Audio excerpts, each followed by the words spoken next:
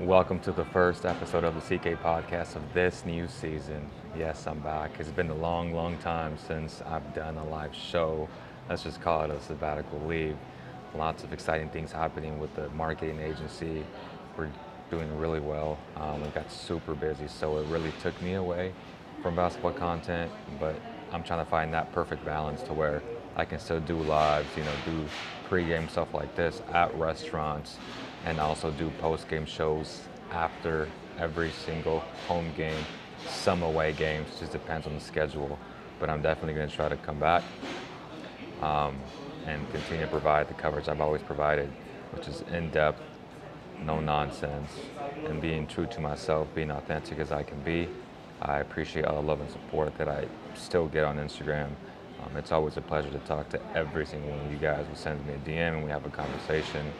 It's just basketball, man. It's a big Sacramento community. I'm in Northgate right now. Make sure you guys come down to Taqueria Nueva Vallarta, who is the sponsor of this episode of the CK podcast pregame show. Kings versus Timberwolves tonight at the Golden One Center. It's the season opener, home opener for the Kings. It's the second game for the Timberwolves. We saw them Tuesday night against the Lakers. We'll get into it, but there's good and bad from that team. It's essentially not a new team, but it's a team that's going to have to take some time to gel with the new pieces that they got as well, trading away Cat for Julius Randle and Dante DiVincenzo. So there's going to be a little bit of an adjustment period for them as well. It'll be interesting to see how it happens for sure, because they got a superstar in Anthony Edwards who is just a complete dog. I mean, he's going to talk so much shit to you. He's going to try to rattle you and throw you out of your game while also killing you on the other side of the floor. So it's going to be fun to watch him and De'Aaron Fox go at it. DeMar DeRozan, Sabonis against Randle. Randle's gotten the matchup the last, I would say, 3-4 times he's had his way against the Kings while being on the Knicks. Now it's a whole different team. I'm interested to see how the whole Naz Reid, Rudy Gobert, and Randle experiment happens. That's something to look at if you're the Kings, because he's a little bit shorter than Cat, but he's a lot stronger than Cat. He's tougher than Cat. So there's different matchup difficulties that you have with the guy like Julius Randle. So yeah, I'm just happy to talk Kings basketball again. It's fun. It's bringing back all the memories, and I'm just glad that we're back, right? There are 4 total games on the slate tonight. 3 good ones, because we know what's going to happen with the Celtics Wizards. The Celtics are going to blow them out. We got the Kings T-Wolves at 7. Spurs Mavericks is going to be a hell of a game. That's the first of the doubleheader on TNT. You got Wemby, you got CP3. That's going to be a ball game for sure. Obviously, you got the duel over there with Kyrie and Luka, and you got the Nuggets and the Oklahoma City Thunder, arguably the 2 best teams in the Western Conference, going at it tonight. It's both of their season opener. That's going to be a hell of a game. The Thunder made a lot of acquisitions, getting a guy like the Caruso, right? Alex Caruso. And they went out and they got Hartenstein as well. So, hey, I got to brush up on all my names. And I know it happened this offseason, right? I still followed very closely. I just couldn't come and do lives like I typically do. But hey, we're back. The NBA is back. I'm super excited, though. Like I said, whether I have 1 person, 2 people, people who watch this after, I'm going to share all the micro clips also on social media. But let's get to it, Joe. The Sacramento Kings going into today's matchup. What are the Kings doing in the offseason? Briefly, they drafted a rookie in Carter, right, who's not playing, who had shoulder surgery. So he may be out until January-ish, is what they're saying. Kevin Huerter, right, had his surgery in the summer, recovered, and I believe he has been cleared to play tonight. And what Mike Brown said on Monday was that he would start if he was cleared, and it seems like he got cleared, and he seems like he's going to start. Trey Lyles has also been cleared to play. That's huge for the Kings bench and the depth that the Kings do have. I like the fact that he can play small ball 5, stretch the floor for the Kings, give the spacing needed for a guy like Malik Monk to do his thing, to attack, to attack and drive and kick out to his open teammates. As I said, I was very vocal about Keon Ellis starting I believe he should start because he takes a lot of the pressure off of a guy like De'Aaron Fox, who he's gonna.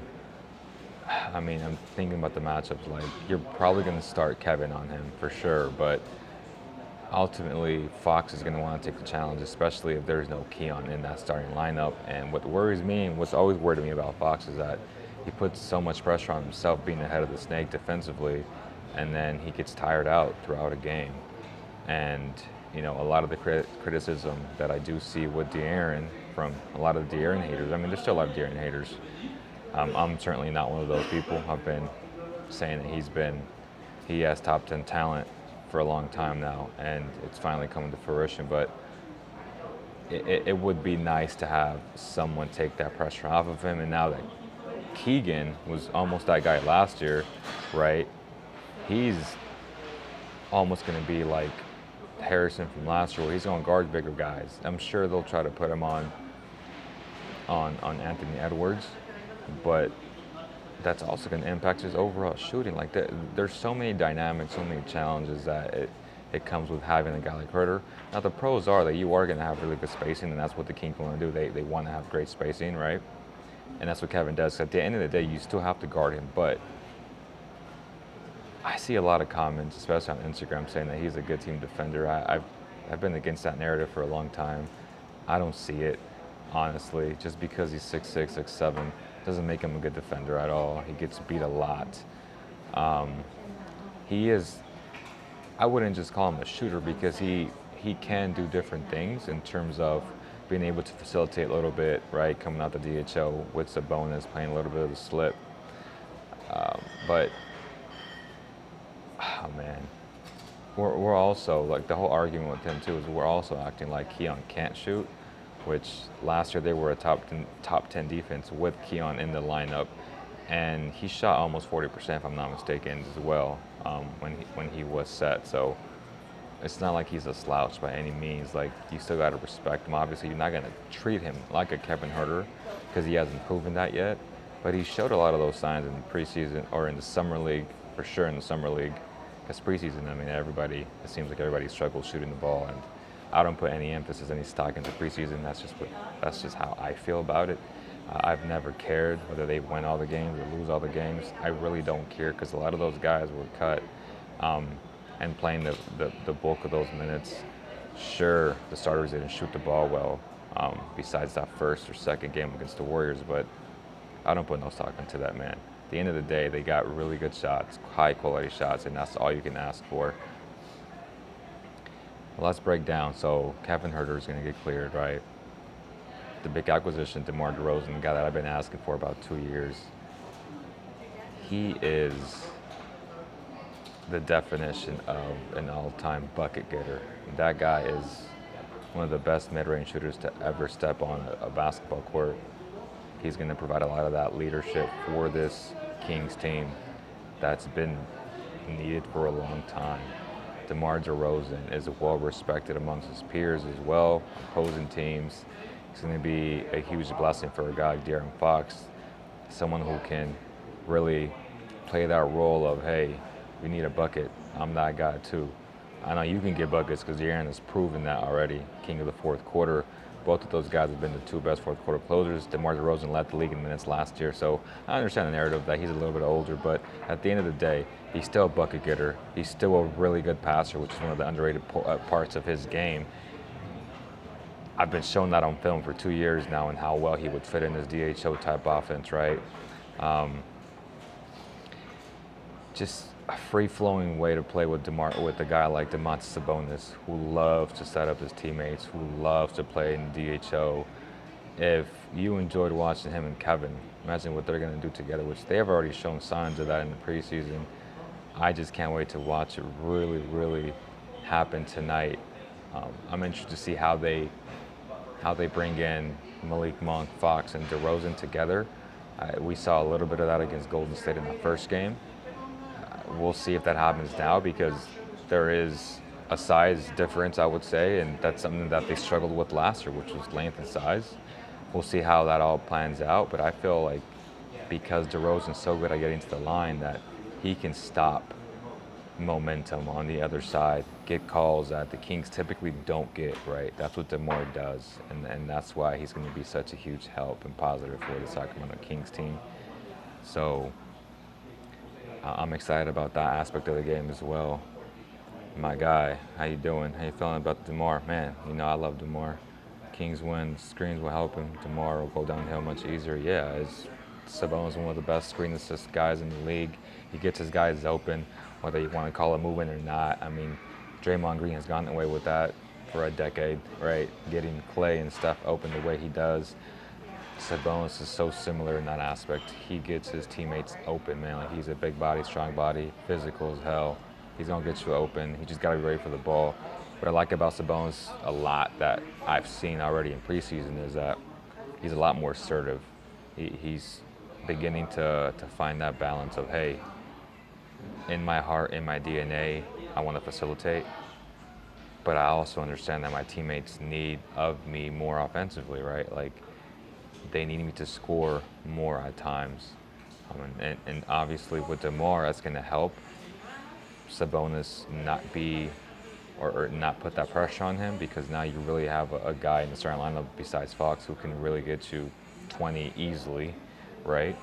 But you still need Sabonis to make the defense honest, keep the defense honest, and make them believe that he will go and score.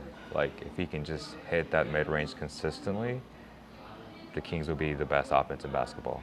It's going to really come down to Sabonis and his assertiveness offensively.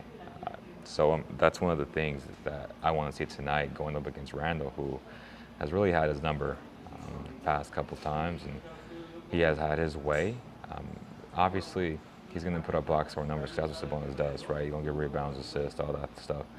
But the reality is, Randall has dominated the Kings, and it starts with him dominating his matchup, which is Sabonis. So there's just a lot of interchangeable positions tonight, a lot of cool matchups that I want to see. I do want to see Fox against Ant.